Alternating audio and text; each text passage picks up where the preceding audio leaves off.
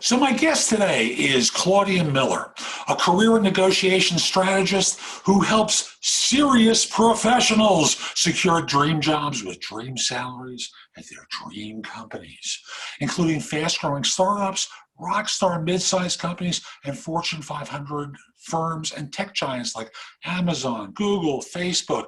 Some of these people have received as much as $50,000 bumps in comp.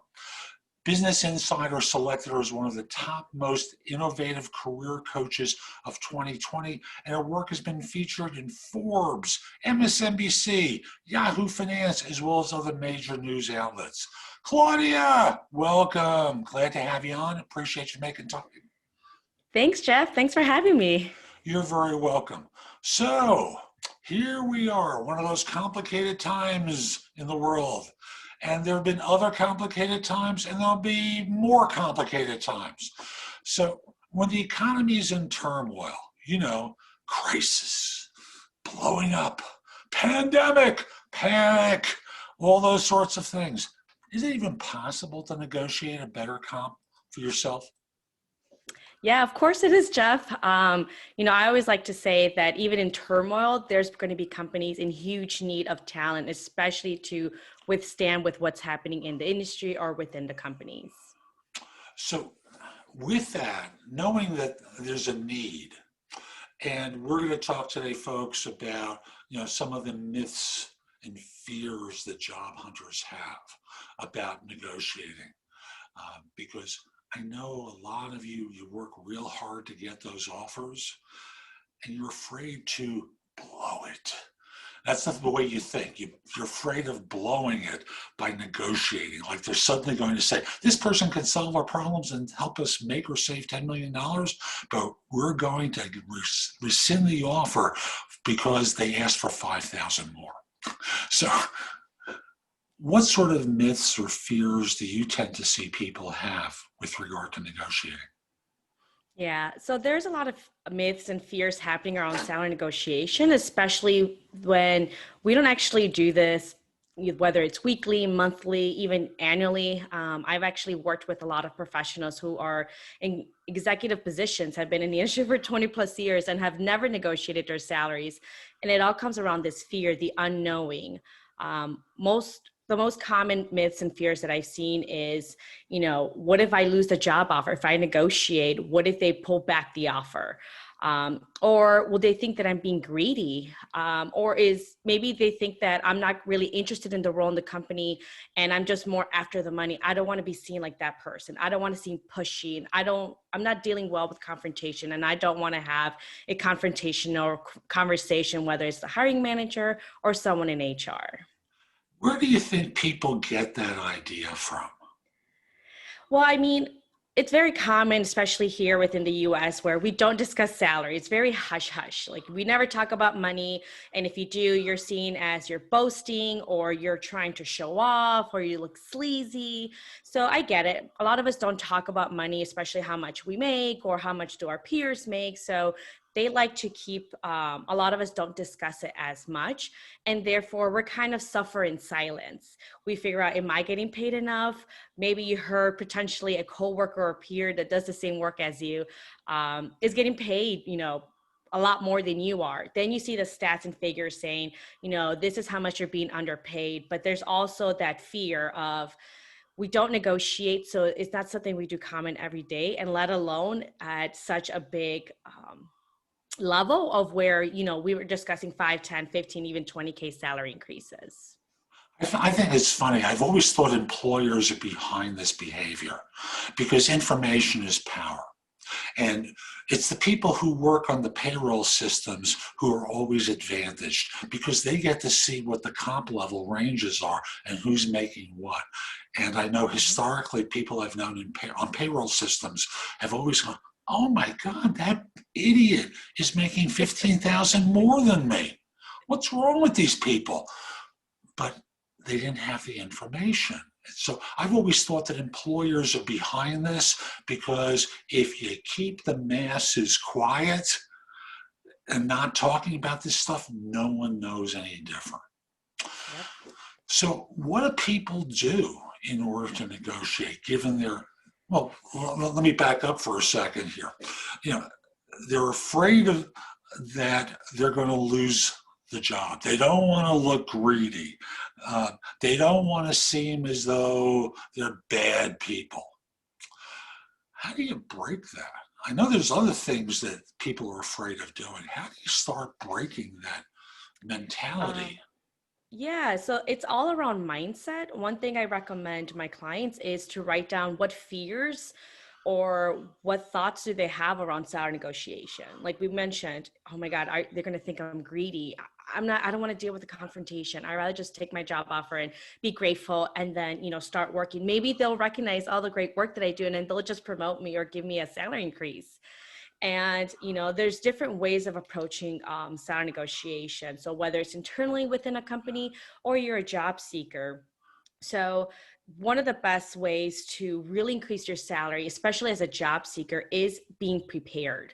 You want to make sure you do a lot of research within the company. Listen to the company earnings. What is going on with their press release? What are their competitors doing? Do they have a product or service that they're whether clients or customers are raving about? So do a lot of this research. And when job seeking, people tend to practice maybe 1 or 2, maybe 3 days before the interview and trying to get a lot of this information as possible. But 3 days, you can't compete with someone that's been prepping for 2 to 3 months with just 2-3 days of work. So those people are always going to have the advantage because they have time in their favor and they've had time to practice, get company insights, build almost like a great business case that will set them apart from the competition. And by competition, I mean all the other candidates they're competing against. And I love that idea of developing a business case.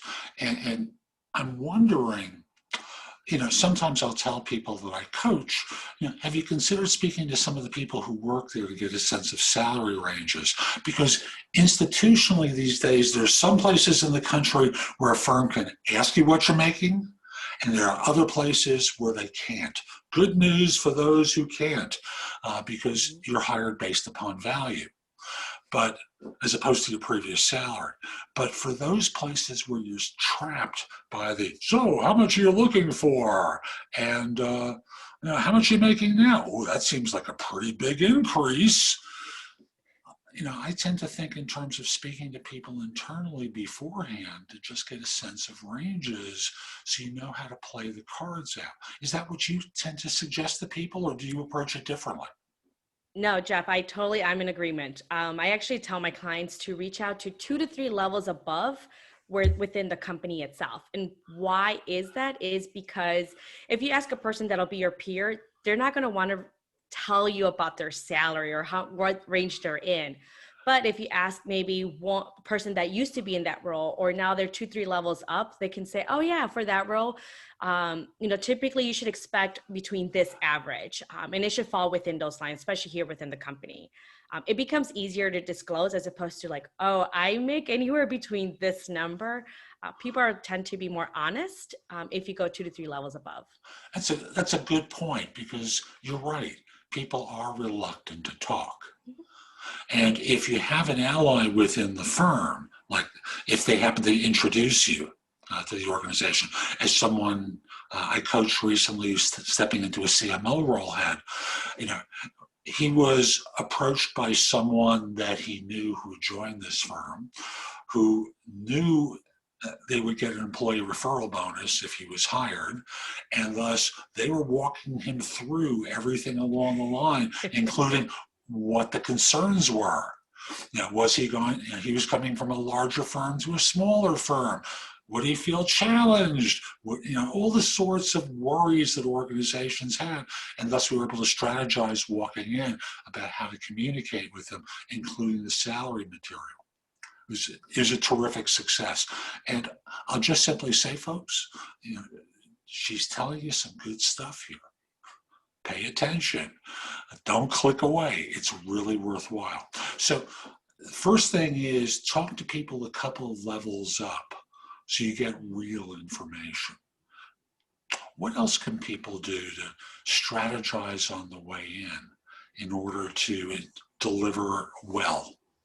Yeah, and you kind of touched on it a little bit too. It's having someone refer you, almost give you the red carpet because they get paid out on bonuses. So there's a lot of companies, especially like these bigger companies, where if an employee refers someone and they work there for at least 90 days, they can get paid anywhere between $300 to $3,000. So that's the fastest way for you to go through that process and then be able to get a lot of that company insight that allows you to prep and bring over like a lot of these challenges and pain points that the employer is currently going through. And then you could be that person, that savior to say, I know you're currently going through this or you're looking to achieve X, Y, and Z. I can help you with that. The best way, the best strategy that I've been able to get clients, I mean, up to $50,000 in salary increases. And this doesn't even include any salary, doesn't include commission and bonus. I apologize. So this is just base salary around $50,000. And it's through that strategy I just talked about, being so prepared, being able to stand out from the competition that I like to use this analogy that you never offer the same salary you do to Michael Jordan than to someone that's just coming out of college with some, rookie experience. You just can't compete with Michael Jordan. He's at a whole nother level. And that's how I like to position my candidates, to be at a whole nother level that they automatically command and get those higher, end of that salary range. And all they have to do is negotiate maybe an extra $5, $10, $15,000 salary increases. But the employer doesn't know that they just made a 50K salary bump. Right. It's funny, we had the same thing with that person I mentioned earlier, where ultimately he and two other finalists had to present to a panel their thoughts about how to do the role, what the challenges were, and how they were going to tackle it. They walked out of the meetings after the three and said, this guy was so well prepared. He had some very clear ideas about what to do, used our language, which is another little thing in the presentation, speak the language of the organization, so that they wanted him. The president of the firm wanted him very badly. And everything they did from that point on, including the negotiation, when they lowballed him a little bit, he was able to say, but you told me it was a range of this to this, and you've offered me the low end. Let's come back to the high end. Mm-hmm. Yeah, and sorry. No, please. Oh, I was going to say, I know some people are shy or they don't want to be confrontational. A negotiation conversation should never be confrontational. It's a conversation with another person, and a quick line that anyone can use, even if you're an introvert or shy, is, I'm actually looking for, let's just say the salary can pay anywhere between 60 to 100K. And they offer you, 75. You can say, well, I'm actually looking for a salary of 95,000. Is there any way we can close this gap? And then just stay quiet. Right. Let them figure it out. Let them get creative with that solution. Let the silence do the work. Mm-hmm. It's kind of like when people make offers. I have a video out called the easiest way to negotiate a higher salary for yourself. And the technique I suggest to people is when you get the low offer, you suddenly go, huh, and you're quiet. And they know there's a problem right away. Especially when you say, I'd like a little bit of time to think about it. Can I get back to you day after tomorrow? So that in this way, they know there's a problem. So they start to get ready for the negotiation, which isn't a bad approach. It's the stall and put the pressure on them. Yeah, even when they tell you, well, this is really what we have budgeted for, you can say, no, I'm very excited about the role. I just need a few days to look over the offer letter as well as the total comp plan. Do you happen to have a resource where I can reference that? Because there's so much more you can negotiate than just your salary. I would say always negotiate your salary, but there's also, whether it's PTO or bonus, commission, professional development. Now that we're working from home, a work from home allowance, so that way, you can have for your Wi-Fi, your phone, and maybe a monitor that you need to buy, a desk, or whatever that may be. There's just so much more. And I even had a client where they typically didn't go through the comp plan or the benefits, and then they realized their child had to do a lot of medical costs, and their current health insurance was covering a lot of it. this new company, they would have had to pay almost an additional $600 a month because it wasn't covered through that service. So that's what I mean. You don't want to have to go negotiate your salary and then say, oh, and by the way, here's some additional things. You kind of want to do it all at once. So that way it becomes a total package and you're able to express, what you're looking for overall. And, given the fact that there's so many things that can be negotiated, which things should the person start with in the negotiation so that they can escalate, get some easy wins and go from there? Yeah. So, I mean, for, people that are working at a nonprofit and it's very grant based, it's going to be a little bit harder to negotiate your salary. Just because it's all grant based, it's a nonprofit. If you're going to nonprofit, especially the smaller ones, you're probably not going there so much for the salary, more for, you're able to contribute, to the community and be able to do a great thing. So that might be a little bit limited. Now you can always say, for example, if you're a grant writer, you can say, I'm very interested in this role, and I'm more excited about the mission that I'll be able to work with, within the organization. What if we were to discuss this within 6 months, and then from then on, we can discuss again compensation based on my performance. So if you were to able to bring, I don't know, an extra $500,000 in grants, then you can negotiate your salary. So it's different strategies depending on where the person is going. Now, if you know that the market is paying 20 to 30K salary higher than what you're currently being paid, that should probably be your primary focus. Now, if it's aligned within like 5 to 10K of what they're offering, do that, but also look at additional benefits. Like I mentioned, the health insurance, especially if you have a loved one that uses a lot of those medical benefits, that you don't want to incur those costs and it outweighs what you might have received in your salary increase. Yeah, it's funny. So often people are afraid of raising these subjects, especially the benefits ones where third-party recruiters basically tell them, oh no, that's off the table. They do it for you, they got to do it for other people. Yes, so. Yeah, then Yes, let's do it. Right. But all they're trying to do is close the deal, folks. And I just remind you of that because especially when you get to offer time, if you're working with a third-party recruiter, all they care about is collecting the check at the end of this. And you're the easier person to beat up. So just be aware of that, folks. At that point, they are not your friend, even though they've been sweethearts up until that point. All they care about is, let's bring the deal home. And I can move to the next, hire for the next role. Exactly right. So we're talking here about negotiating the secondary items before we get to the money. Did I get that right? Well, I mean, you want to look at the total comp plan. You want to make sure that when you give a range too, like you're discussing salary, don't give the salary range that the market is paying. Start with the lowest being with what you want, and then the upper range of that salary when having these conversations. And you're able to know what that upper range is by doing your research and talking to people, like we mentioned, that have been in those roles, that should know, what is part of like that payment or that salary for that specific role. And then looking at other benefits that the company offers. Glassdoor does a great job of like letting you know, here's what the base salary is and more than likely plus bonus and commission. There are companies that are known for giving sign-on bonuses. Maybe you didn't get offered one, and that could be a good way to close that gap. Or through stock. A lot of companies don't really increase much in base salary, but you get a lot of that increase or benefits through stock or restricted stock units.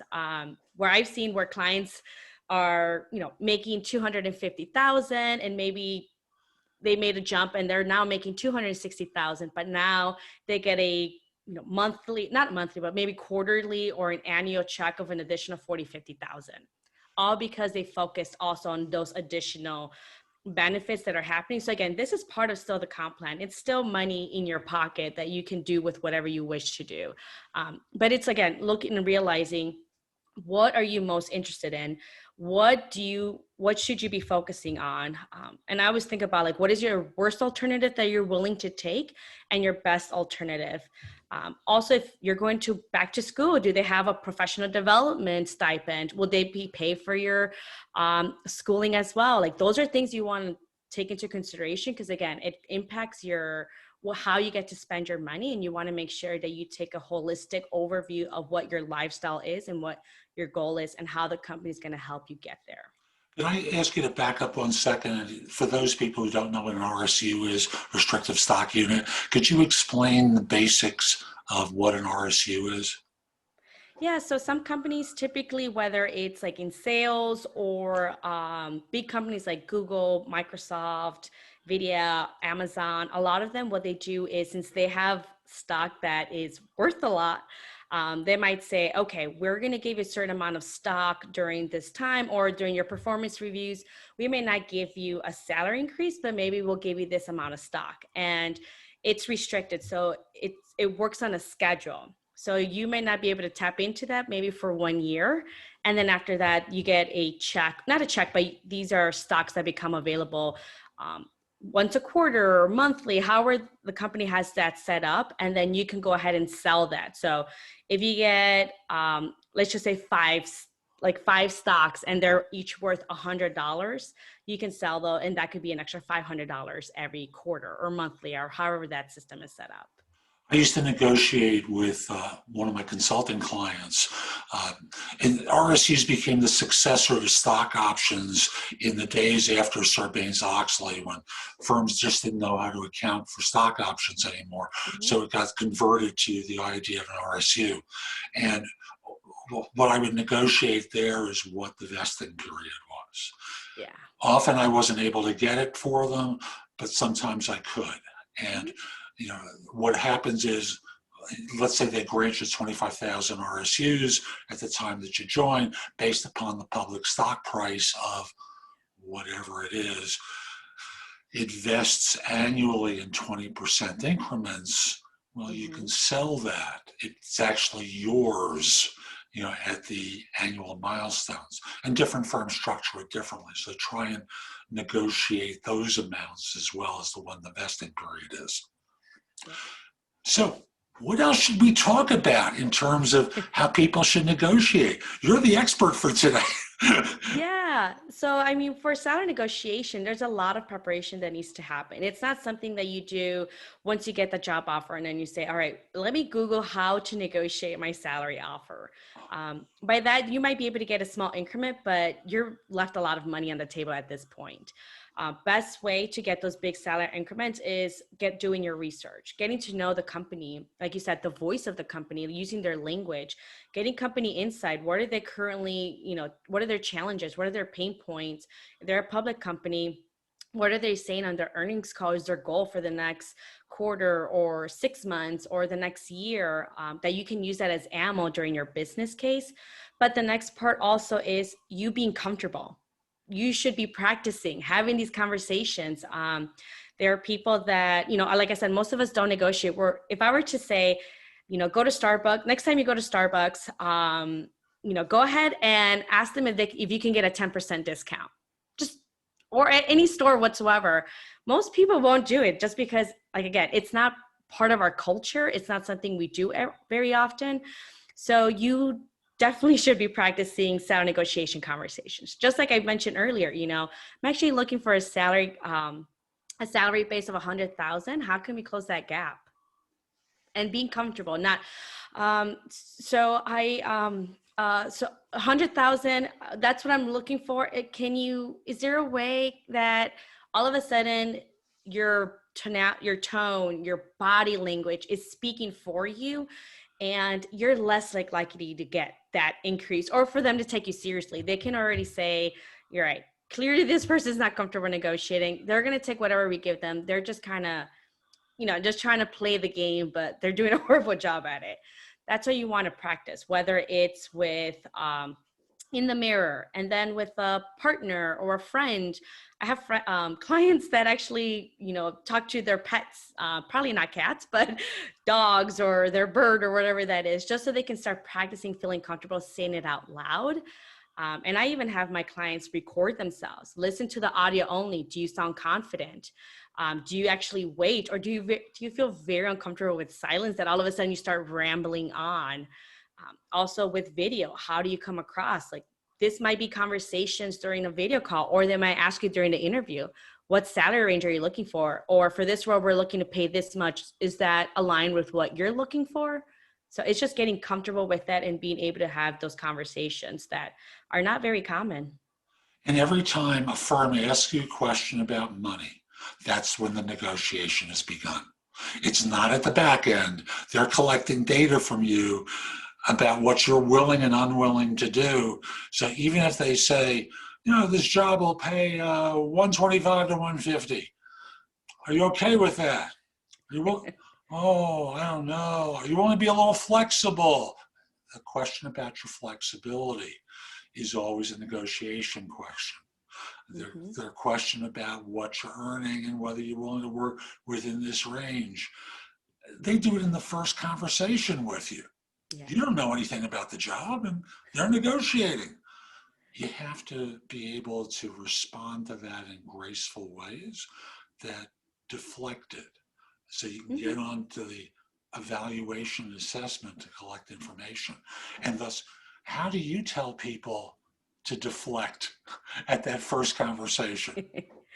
Well, and like you said, you just talked about that. You don't even know what the responsibilities entail. So, if you have like a recruiter or a hiring manager or someone in HR, whatever the first interview, and before you even know about the role, they're saying, what is the total, what is the compensation that you're looking for in this role? Or what is your salary range before we move forward? So that way we know we're on the same page. That's typically what they tell you.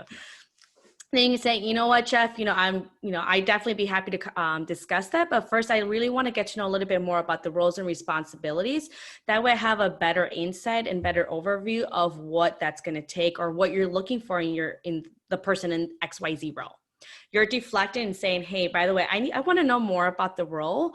And it also showcases that you're more interested in the role than just the compensation. And again, if let's just say you're a manager and you're applying for a senior manager role and you've only managed, let's just say 30 people.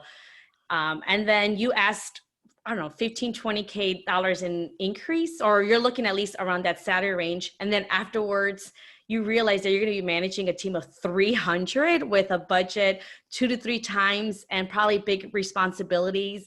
Then is it that 20, 30K probably lowballed yourself at this point? So you want to get more insight into the role. What is this going to take? How are you measuring success? How many people will I be working with? What are your current challenges within the organization or the department? And do you have the resources to be able to meet those demands?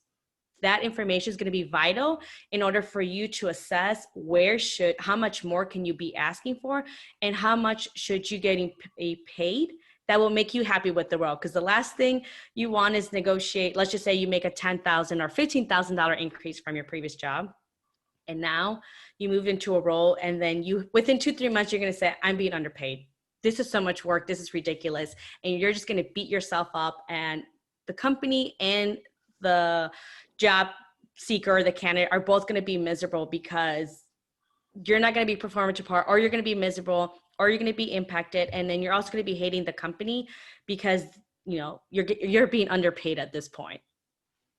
And folks, just remember that the goal when you join a firm is not to have regrets. It's to be able to walk in cleanly and excited and be in a flow state when you join the organization, and not feel as though, oh, they beat me up to take this job. Okay, I'll do it. And harbor that resentment. And many of you have told me, oh, I would never do that, but you do. It's human nature. People wind up being resentful, and it poisons the well for the new organization. So better to tackle it proactively than to tolerate, because you really don't. So I just want to reiterate one thing that we've said, and that is there's lots of opportunity to deflect that opening question about money and put it back on I need to learn a lot more.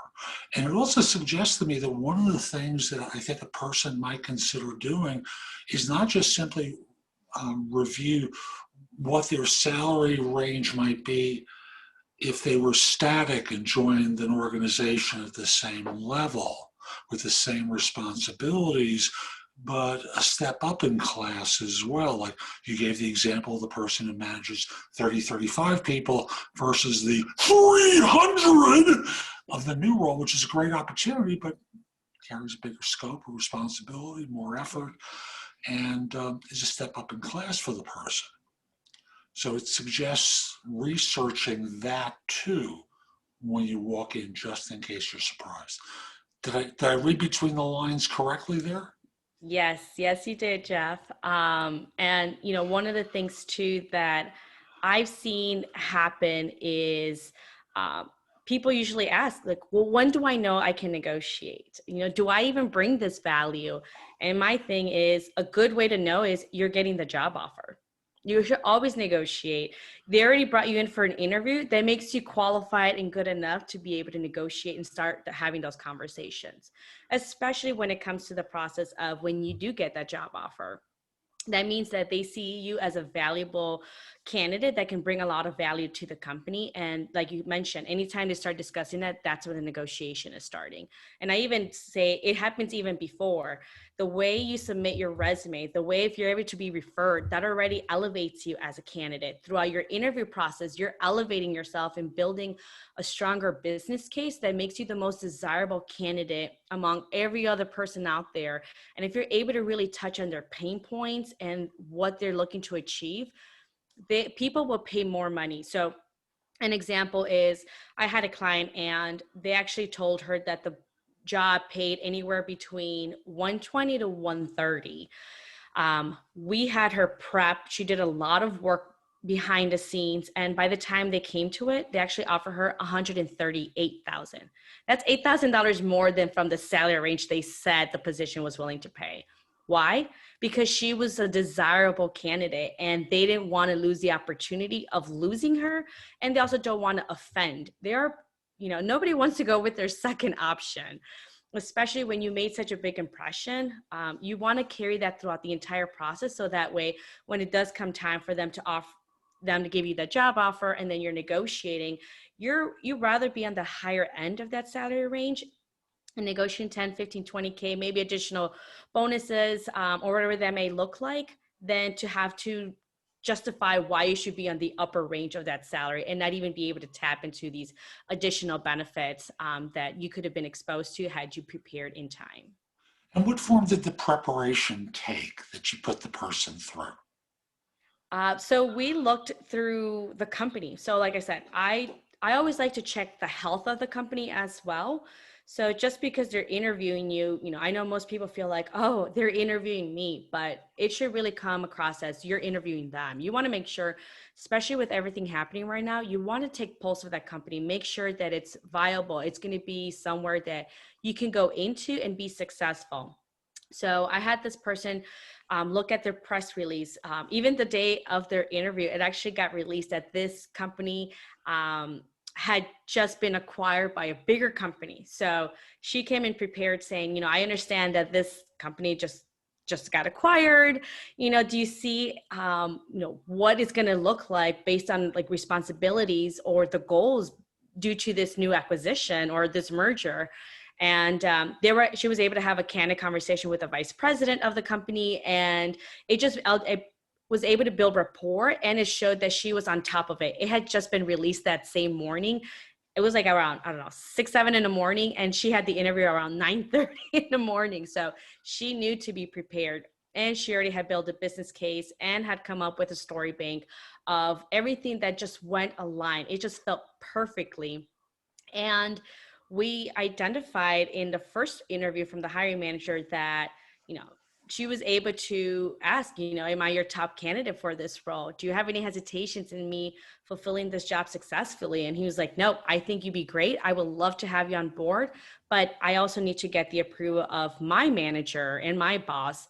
I will tell you that they're looking for someone more with a consultant background. So we had time to prepare, and we positioned her and showed her consultation or consultative skills that all of a sudden they're like, oh, well, you're perfect. And you have experience consulting, which she did in different aspects of her previous jobs, just never had the consultant job title.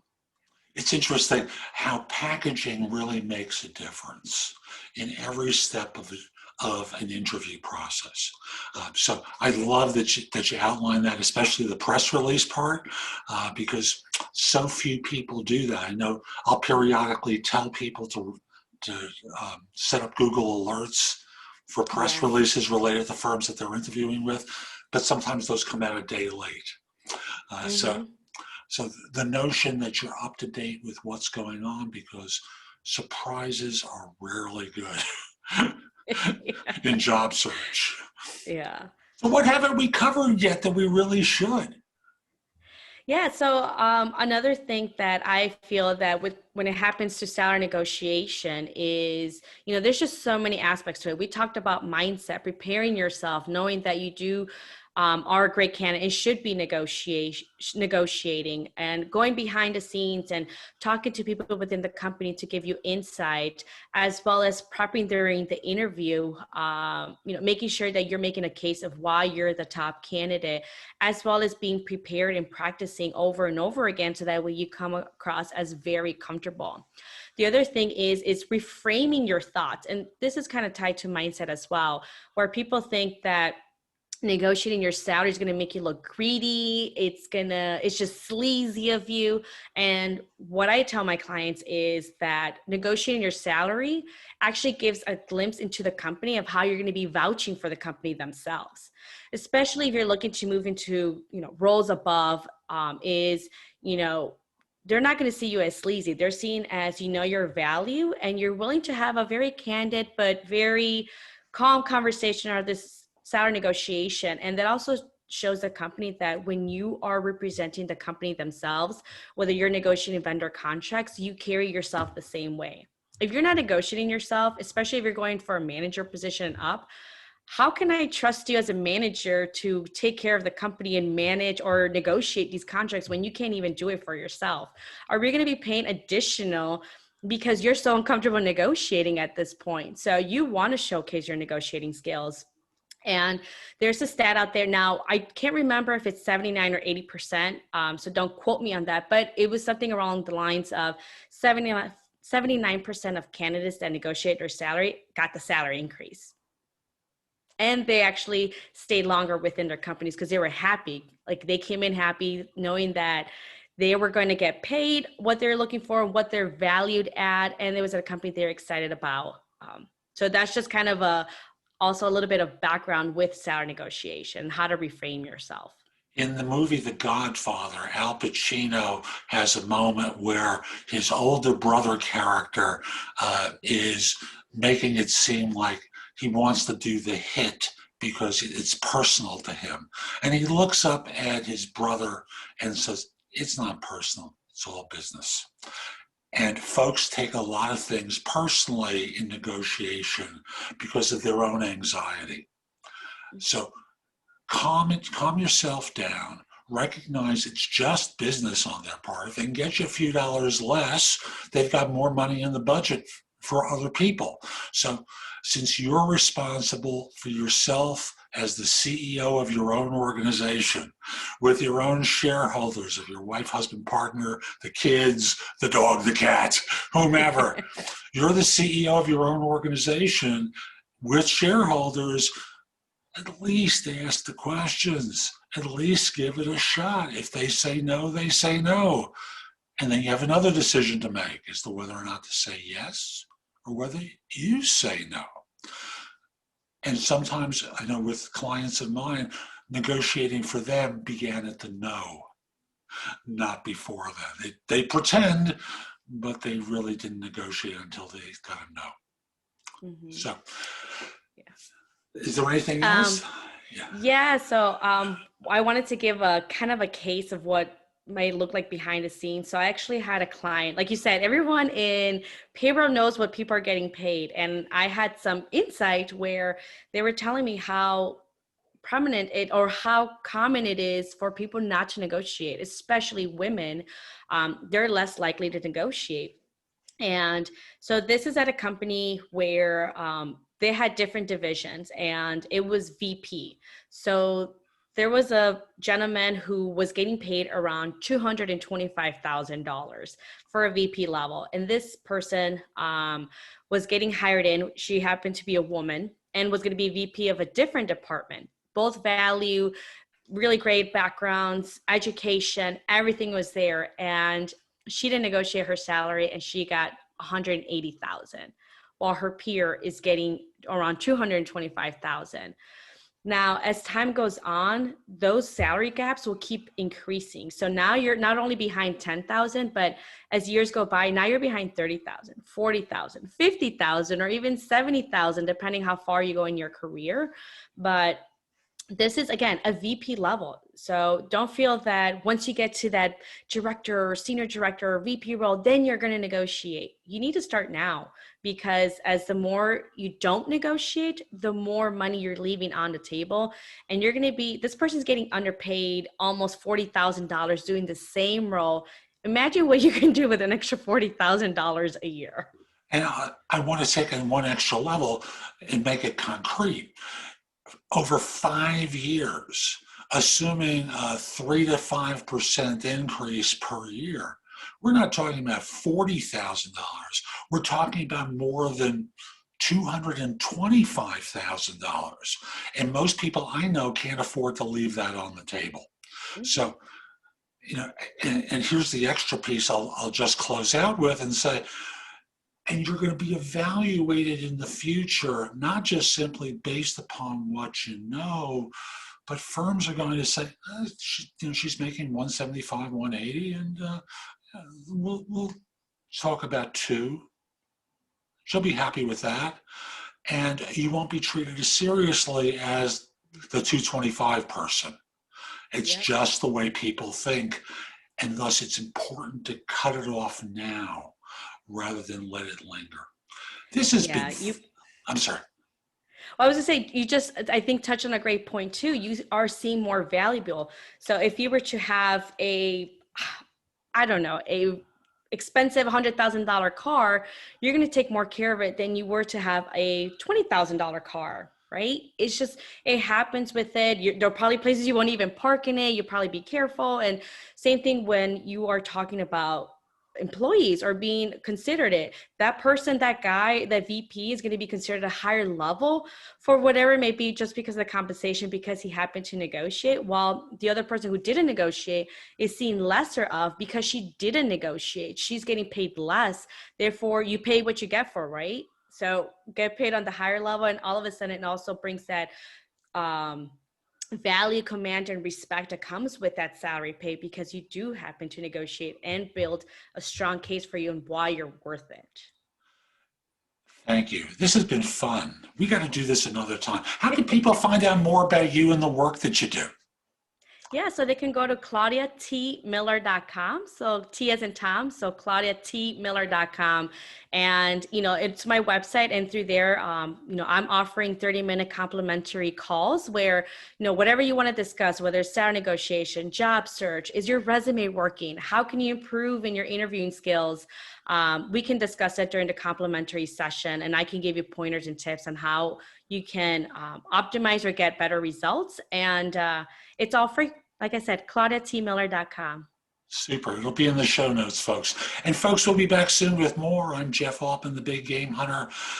There's a lot more on my website, thebiggamehunter.us. Just go to the blog and go exploring. There's thousands of posts there to help you. Also, I too obviously do coaching. If you'd be interested in a free discovery call or schedule time for coaching, there's a place on the site you can schedule that. Lastly, I want to mention that I've got a number of books on Amazon that are quite good under a Job Search Essentials series that I have. And the one I'm going to focus on today is the Ultimate Job Interview Framework, which teaches a framework for interviewing that is extremely good, that'll help you stand out from your competition every step along the way. It's available as a paperback, as a book for Kindle, as a Kindle book. I also have it as a video course at thebiggamehunter.us/interviews. However you order it, it does make a huge difference. I'll be back soon with more. In the meantime, I hope you have a terrific day. Be great!